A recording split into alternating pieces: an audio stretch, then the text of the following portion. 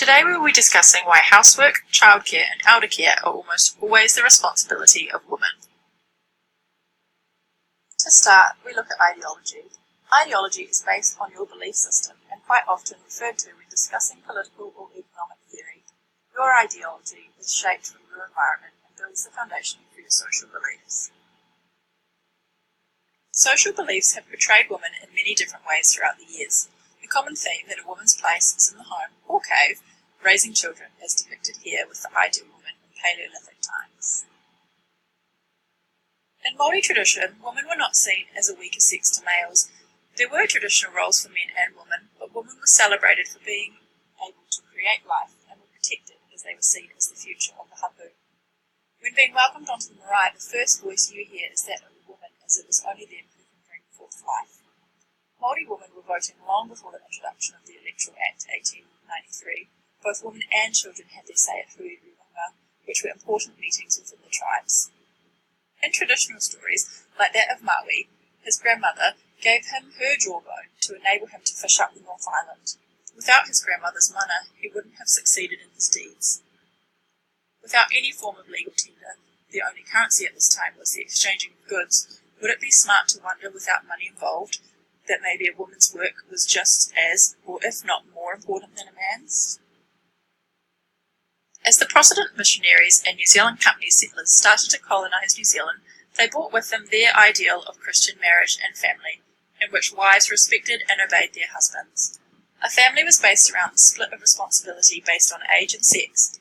Girls and women looked after children and housework, while boys and men took on farm and outdoor work.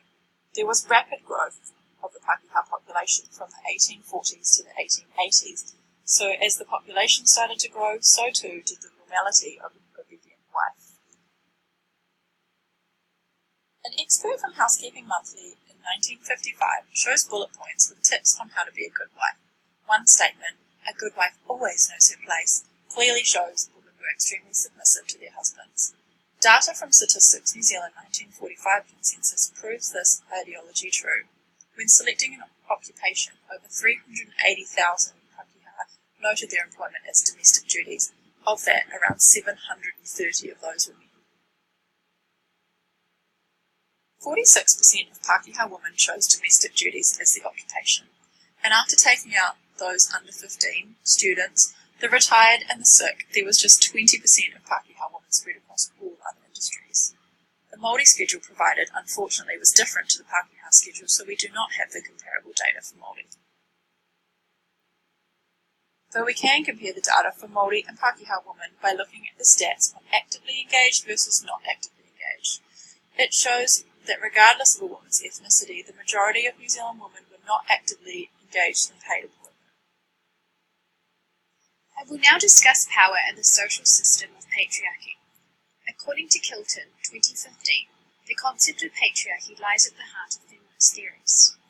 Albee defines patriarchy as a system of social structures and practices in which men dominate, oppress, and exploit women.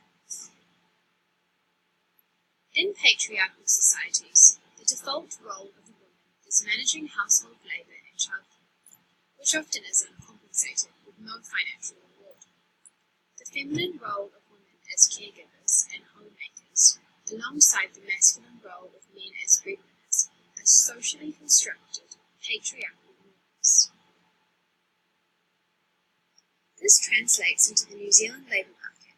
Data from Statistics New Zealand 2014 shows that careers in healthcare and social assistance are female-dominated industries.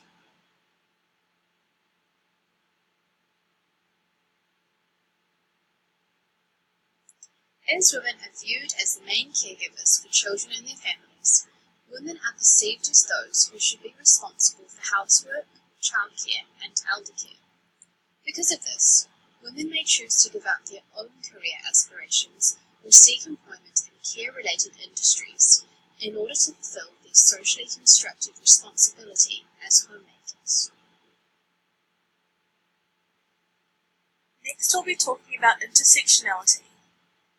Kimberly Crenshaw explains intersectionality in a sense that it is an integrated approach that addresses forms of multiple discrimination on the basis of racism and related intolerance, as they intersect with gender, age, sexual orientation, disabilities, and other status.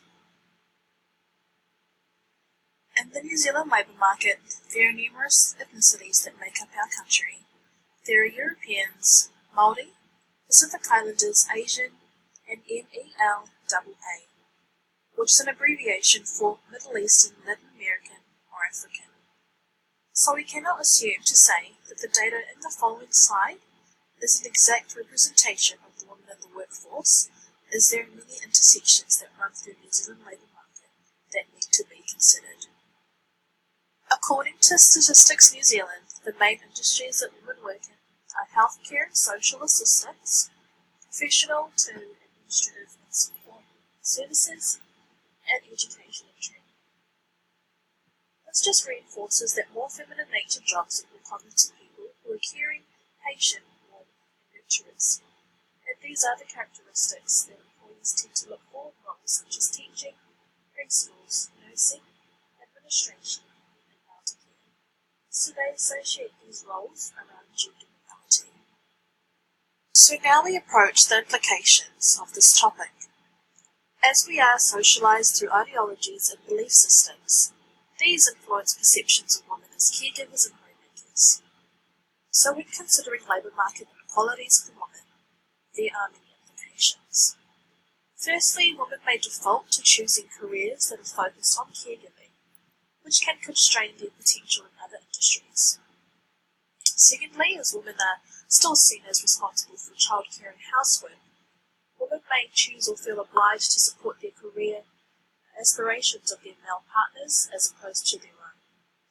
Moreover, this may result in women working in roles such as childcare or eldercare for the flexibility around family responsibilities.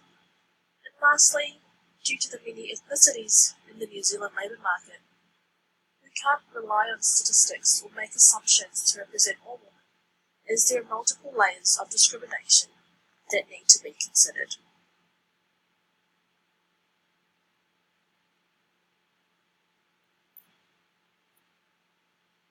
So in conclusion, ideology, power, patriarchy, and intersectionality all add up to why women almost always have the responsibility of housework, childcare, and eldercare.